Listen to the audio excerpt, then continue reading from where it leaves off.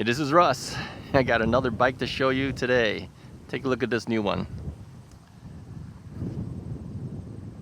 This is the Himiway A3. Yeah, A3. This is a commuter style bike. This is a nice looking bike, I'll tell you that. It's definitely different. So I received this bike a couple days ago. Had a chance to ride it a little bit. Figure I'd come out here and show you what it's all about. So what is the A3? Well, it's Himiway's newest addition to a little bit lighter weight, a little bit easier riding bike. It's got a unified body. It's kind of cool. Actually, I like the look of the design. I don't know about you guys, but it's kind of striking to me. I like the color too. This one's called Indigo. I always thought Indigo was a little darker blue, but this to me is kind of a grayish blue, bluish gray. I like the graphics on it too. The Himiway is understated there, and I like the A3 logo on the battery holder. Yeah, it's a very nice bike. All right, let's go through the features of the bike, what it's all about. Now, it's designed for riders between 5'1" and 6 feet tall, and I will tell you that it handles a taller rider with no problem. I'm 5'10", and I have plenty of seat tube available to raise that up to full extension the way I like it. And of course, you can lower it down to accommodate the 5'1" riders.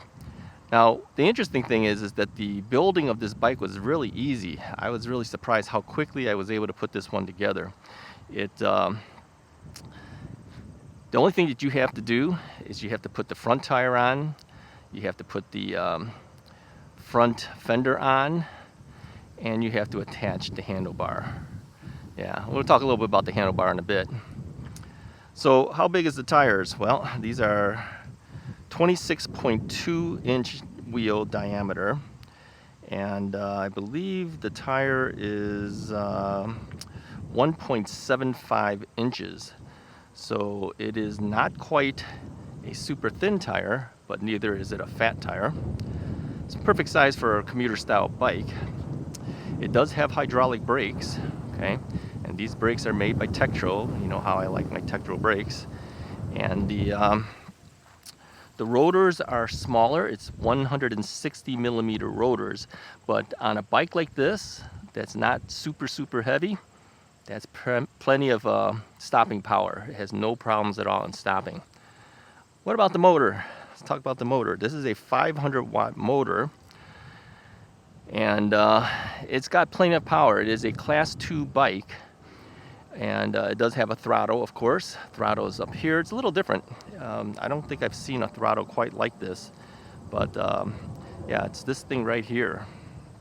So it is a thumb throttle, okay? 7 speeds, it's Shimano, and this is a Shimano Altus derailleur on here, so it's one of the nicer derailleurs from Shimano. The body itself is kind of a single frame unibody design, which gives it nice rigidity. That is made of 6061 aluminum, but the rear section, as you can see here, just kind of like the black tubing down there, that is made of A356 steel. Okay. Now, there is no front suspension on here, but that makes the bike a little bit easier to ride, in the sense of it's not going to absorb some of the energy. But yeah, you have no suspension in the front or the back. You could always add a rear seat post if you wanted to do something like that to give it a little bit of suspension in the rear. Tires, again, like I said, is 26.2 inches. It takes 60 pounds per square inch of pressure on these tires. Okay, the battery is a 48 volt 15 amp hour battery. Yeah, and that's housed in this little section down here, and you just use that little green thing there, pull it out. Yeah, there's a locking system with a key, of course.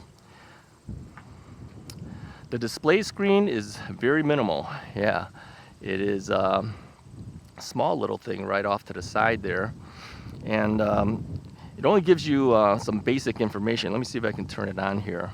There's a button on the top here. I don't know if you'll be able to see it in the sunlight, but let's try. So you have your battery, tells you how many bars you have left on the battery, and then by pushing the screen itself is how you adjust the pedal assist levels.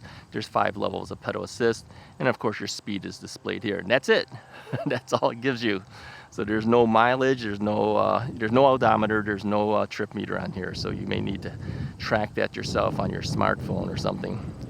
So yeah, they went with the minimalistic approach here.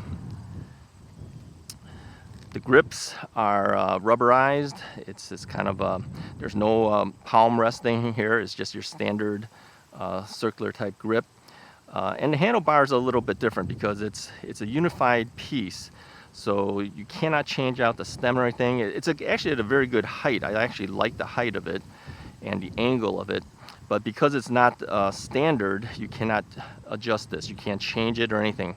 Now, let me mention real quickly, when you put this together, there's a screw down here that you put in and you tighten this, but don't forget to tighten the sides. There's 2 screws on each side of this, and that's what holds it all in place. So don't forget the bottom screws down here when you build it, not just the top. There's 2 on the side there, okay? Now, the handlebar is a little bit thicker, and because of that, I find that only certain types of cell phone mounts are able to. Now, this one I have is made by a company called Lamicall, and it's got a clamp system here, which makes it easy to put it onto this particular handlebar. But the handlebar is fairly thick in that sense. It's not your standard type, and so not all cell phone mounts may work on it, so you have to make sure you can do that. And it does not come with a bell. All right, and I tried to put my typical bell, but again, the handlebar is thicker, it won't go through here. So I'll need to find some type of bell system that will attach to this. Now, you may notice too that I didn't put on my typical side view mirrors, because again, that won't fit on here either. So I think if you get to a side view mirror, you may want to put bar end type mirror, ones that attach to the end of the bar. And then to do that, all you would have to do is you'd have to cut the rubber out here so that you can actually put that mirror onto it. So some things you have to be aware of when you want to make some adjustments to this bike. There's of course the front headlight in the front there, and of course rear tail light, which of course is all integrated into the electrical system. And so when you pull on the brakes, it will light up brighter for you. Now, as far as the drive mechanism, it is a torque sensor for its adjustments there. So as you pedal harder, you get more energy into the system, and it will react accordingly. Now, the interesting thing that I found is that the chain is really, really close to the body. I mean, I don't think I've ever seen one this close to the body before, but it doesn't rub it or anything like that. It's actually designed so that it clears it, but it's really, really close. The one thing that I will say as I was riding it is I do kind of wish that it had a little bit different gear ratios, because you will ghost pedal a little bit with this bike. Okay. Being a class 2 bike too, you have a maximum speed of 20 miles per hour. That is not adjustable. Let me say something too about the display screen. You'll notice that it actually will have a button on top and a button on the bottom. Now, the button on the bottom is a function button, but it's really only for programming the bike. So it's not really usable, I should say. You can't really use it for anything. It doesn't really work for anything. There is a way to access it. I'm not going to tell you how to do it because you really can't access it to do anything anyway. But so this bottom button won't be anything for you. It's just for the programming of the bike. You're going to use this button on the top, which is for turning on and off the bike. Now, the saddle kind of goes on a little bit differently too. Let me show you the saddle here. Let me see if I can hold the camera at the same time. There's a little flip switch thing over here. When you grab this and pull, let's see if I can do this with one hand. Grab it and pull. It will flip the saddle up. Okay, and that way you can get the battery out a lot easier. Okay, and then when you're done with it, all you have to do is push it down and click it into place, and you're ready to go. The saddle actually is fairly comfortable. It's got some nice cushiness to it, so it wouldn't be one that I would replace. I think it's perfectly fine.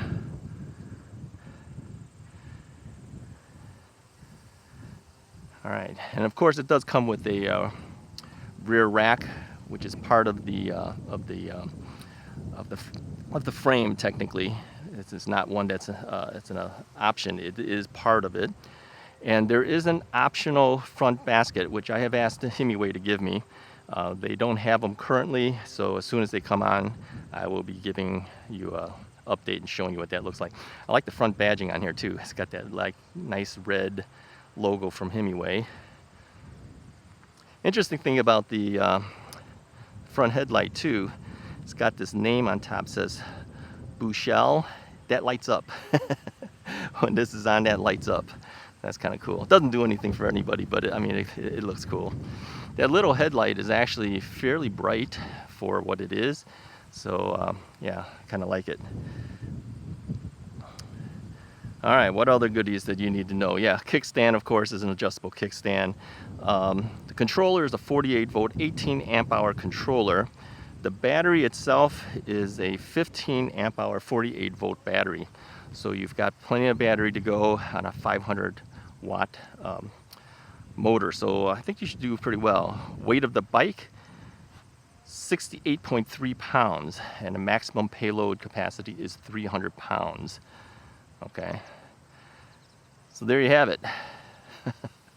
Comes in different colors. Go on the website, take a look at the different colors. I think there's kind of like a whitish color, black one.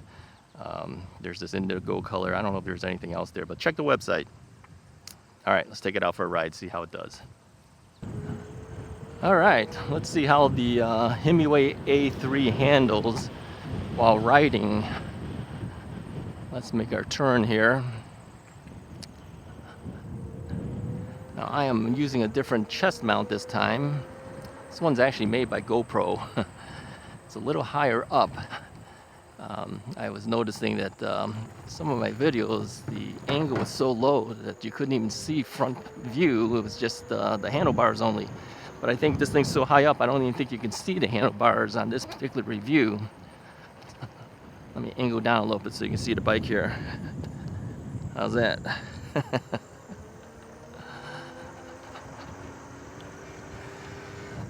All right, so what I did is, since the display screen is kind of small, it's probably going to be hard to see on video. I turned on a speedometer here, which is a GPS speedometer, so we can get an idea how fast the bike is going. I'll move to a forward view here again. You can see where we're headed. Again, this has 7 speeds on here. And I'm currently on speed 7, pedaling. Let's see if we can get through here without too much noise. Okay, and again, I don't have a bell, so I'll have to yell out, on your left. And this is why you want a bell. So you just ring the bell and don't have to keep yelling out on your left. But no bell, so have to make do for now. The top speed on this bike is 20 miles per hour. I'm noticing that I'm getting about 19.7 miles per hour on my speedometer, GPS speedometer, and 19.9 to hit one time there too. And it shows about 19 on the Himiway speedometer as well. The ride is kind of interesting. It's very quiet. I mean, super quiet. I mean, you barely even hear the motor. And the tires, being not a super knobby tire, you don't hear the tires much at all either. I mean, I don't think you even hear the tires. You hear the motor very, very slightly, but very, very slightly. So yeah, this is a nice bike if you just want to be in stealth mode where people can't really hear you. Okay, we got a truck coming down the path here, so we're gonna have to move a little bit here. Okay, he's moved over to let me through, so let's get through there.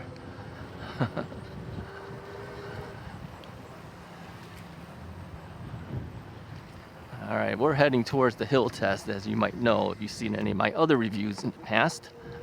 You can see how well this bike does. Now, I don't have any specifications as to what the torque of the motor is or anything like that, so we're going to kind of wing it and see how it goes. Alright, the thumb throttle is kind of interesting. It's a different type of design of a thumb throttle. I've never seen one like this before. It feels really nice though. Let's make this turn here. So here's how we do the hill test, in case you're new to the channel. We're going to come up to this bridge area,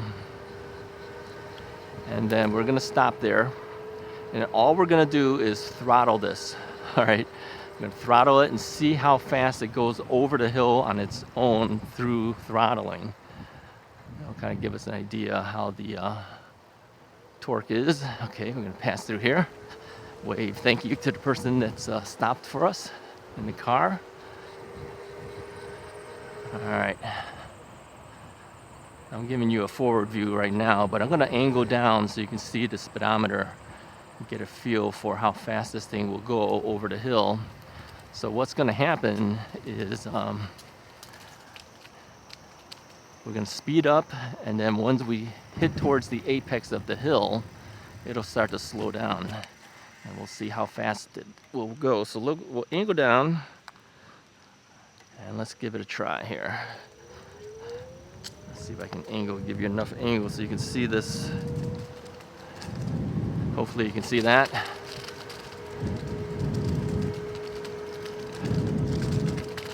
So we're approaching about 18 miles an hour was our speed. We'll start slowing down in a moment here.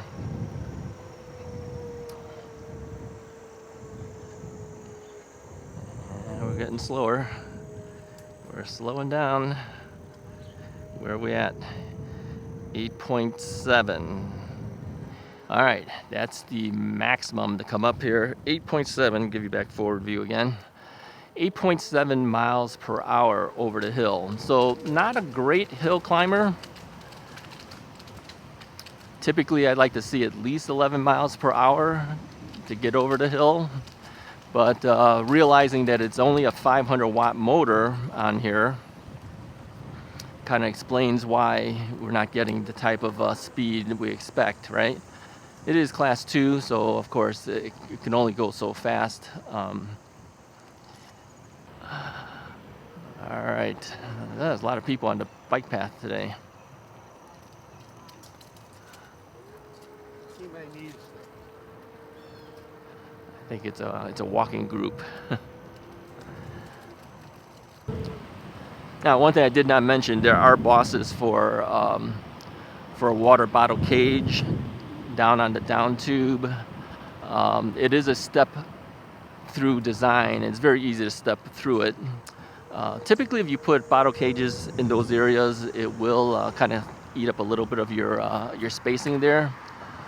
So a lot of times what I end up doing is, even though I have that ability to put that, when I get a front basket, I usually will attach the bottle cage to the front basket. Just makes it more space to put your leg through. All right, we're going to pick this up again once we get to the forest preserve. I see that we have some obstruction here. I don't know whether we can actually pass through here or not. Let's move forward a little bit first, see what it says. I can't read the sign, utility work ahead. So yeah, they're not going to allow us to get past this. So I don't know how I'm going to do this. I'm going to have to probably cross the street. Maybe I have to cross the street here and then just go on the street. All right, we'll pick it back up after I get to the forest preserve. Okay, I am back. Yeah, we had to cross the street in order to get past that utility repair. Yeah, here's my feeling on the ride. Like I said, it doesn't have any front suspension or anything like that, but it's a very smooth ride. I think if you're looking for a bike to get around town and you don't want to have a lot of noise because of the motor or the tires, this is definitely the bike to do it. Yeah, it's not a super heavy bike or anything, so it's easy to ride. Yeah, for sure.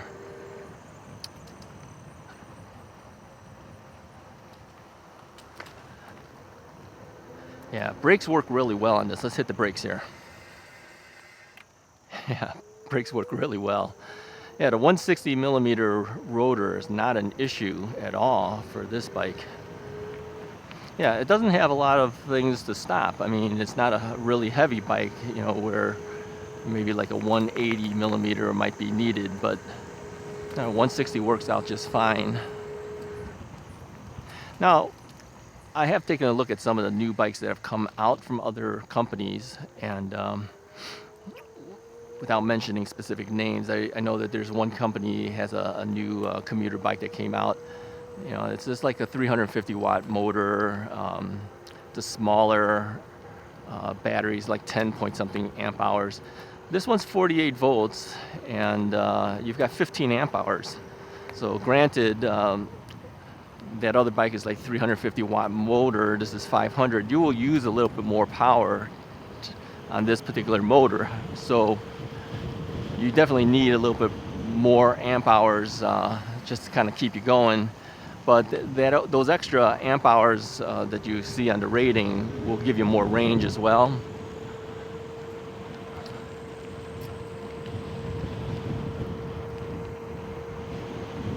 Yeah, I kind of like the ride. I like the ride.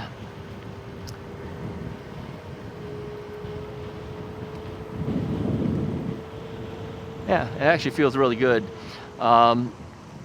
Pedaling, yeah, well,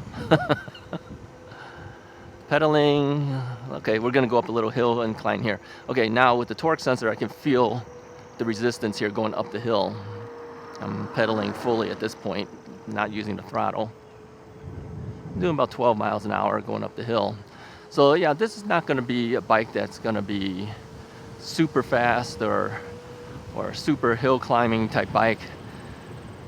But around town, yeah, perfectly fine. You know, these thinner tires are a lot more nimble. You can maneuver a lot easier. I don't know if you can see me doing this or not, but I'm kind of moving back and forth. I can't do that with the fat tire bikes too easily. Yeah, it becomes a lot more difficult to maneuver those fat tires. So yeah, more and more companies are coming out with these commuter type bikes with thinner tires. Yeah, it's kind of good.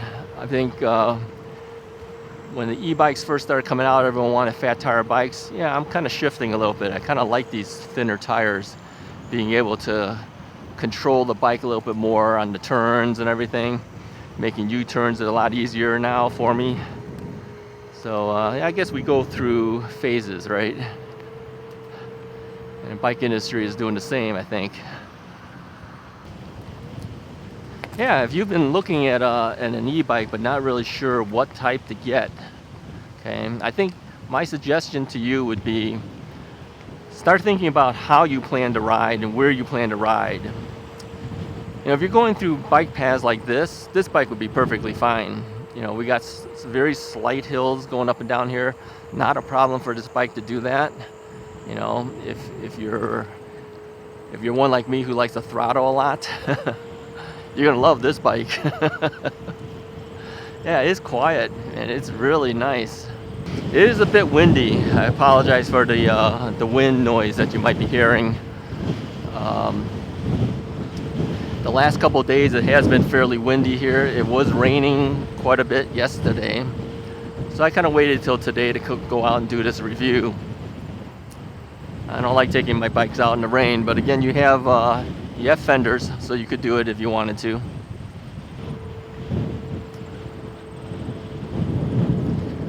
All right, so what's my overall impression of the bike? I like it for a commuter style bike. For flat to moderate hills, no problem. If you like the throttle, no problem. So if you're a casual rider, you want something that's kind of reminds you of your standard non-electric bike, but still has the ability to help you along, this bike might be the one that you want to get, because it's quiet. It's got 20 miles per hour. You could either pedal that or you can throttle that. But it seems to handle very well. Yeah. Anyways, that's my review of the Himiway A3. If you're interested in one of these bikes, go ahead and take a look at the affiliate link that's in the description of the video. I do have a discount code there for you that'll save you a few additional dollars. You can use that on top of any Himiway bike that you might want to buy, whether it's for this bike or any Himiway that's there. Anyways, if you like this video, go ahead and hit the like button, hit the subscribe button if you haven't already done so. I'll talk to you guys next time.